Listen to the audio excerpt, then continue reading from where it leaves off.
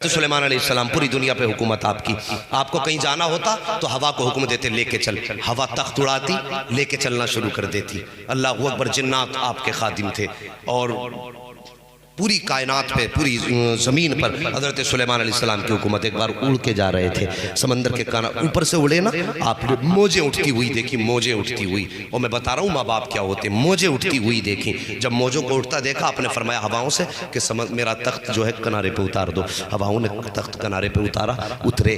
آپ نے جنوں میں سے ایک غلام کو بلایا, فرمایا تم جا سکتے ہو سمندر کی تہ میں اور پتہ لگا سکتے ہو یہ لہریں کہاں سے اٹھ رہی ہیں؟ اس نے کہا ٹھیک ہے میں جا سکتا ہوں. اس نے جیسی چھلانگ لگائی, جن تھا سمندر میں گیا, واپس آ گیا. کہنے لگا اللہ کے نبی جہاں سے یہ لہریں اٹھ رہی ہیں وہاں تک میں نہ جا سکا, دور سے دیکھ کے آیا ہوں, میری ہمت نہیں ہے. آپ باہر آیا, آپ نے پھر آصف بن برقیہ کی جانب دیکھا اور دیکھنے کے بعد فرمایا تم جا سکتے ہو؟ کہا حضور حکم دے. آپ نے حکم دیا, وہ گئے. جب گئے واپس آئے, کہنے لگے حضور میں اندر گیا تھا جہاں سے موجیں اٹھ رہی تھیں, لہریں اٹھ رہی تھیں. کہا پھر؟ کہا میں نے دیکھا وہاں ایک بہت خوبصورت محل ہے لیکن اس کے چاروں طرف سے دروازہ بند ہے, اندر جانے کا کوئی راستہ نہیں, یہ لہریں وہیں سے آ رہی ہیں. آپ نے فرمایا اچھا مہربانی کرو جنات لے کے ساتھ جاؤ اور پورا محل اٹھا کے دروازے کنارے پہ لے آؤ.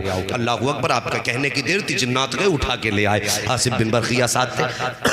جیسے وہ محل کنارے پہ آیا, آپ نے دیکھا چاروں طرف سے بند, ہاتھ اٹھا دیے, یا اللہ اس کے دروازے کھول, میں دیکھنا چاہتا ہوں اس کے اندر کیا ہے. اب ذرا توجہ سے سننا. ہاتھ اٹھے نبی کے, دروازے کھل گئے. حضرت سلیمان اندر گئے, جا کے کیا دیکھتے ہیں؟ ایک جوان ہے, گردن جھکی ہے, رب پہ اللہ کی حمد و ثنا کے ترانے گونج رہے ہیں. اللہ اکبر. اندر گئے, جوان بیٹھا ہوا ہے, گردن جھکی ہے, اللہ کی حمد بیان کر رہا ہے, اللہ کی حمد بیان کر رہا ہے. آپ جوان کے قریب پہنچے, جا کے کہنے لگے جوان مہربانی کر ذرا یہ بتا تو نے کون سی ایسی عبادت کی ہے کہ جو تجھے اللہ نے یہ رتبہ عطا کر دیا؟ کتنے سجدے تو نے کیے ہیں اور کتنے برس تو نے عبادت کی ہے, بتانا کہ اللہ نے تیرے اتنے رتبے بلند کیے. وہ چپ رہا. آپ نے فرمایا کہ تجھے بھوک نہیں لگتی؟ اس نے کہا لگتی ہے.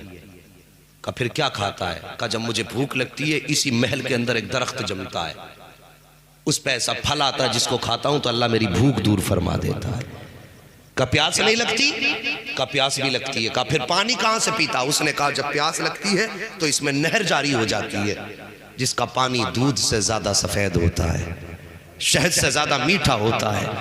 کہا جب پیتا ہوں تو خوشبو ہی خوشبو ہوتی ہے. آپ فرماتے ہیں اب ذرا سچ بتا کتنی عبادت تو نے کی جو تجھے رب نے یہ رتبے دیے, اور کتنے دن سے بیٹھا؟ اس نے کہا حضرت مجھے تو نہیں معلوم دن کتنے گزرے, البتہ اتنا پتا ہے کہ میں جس دور میں پیدا ہوا وہ دور حضرت ابراہیم خلیل اللہ کا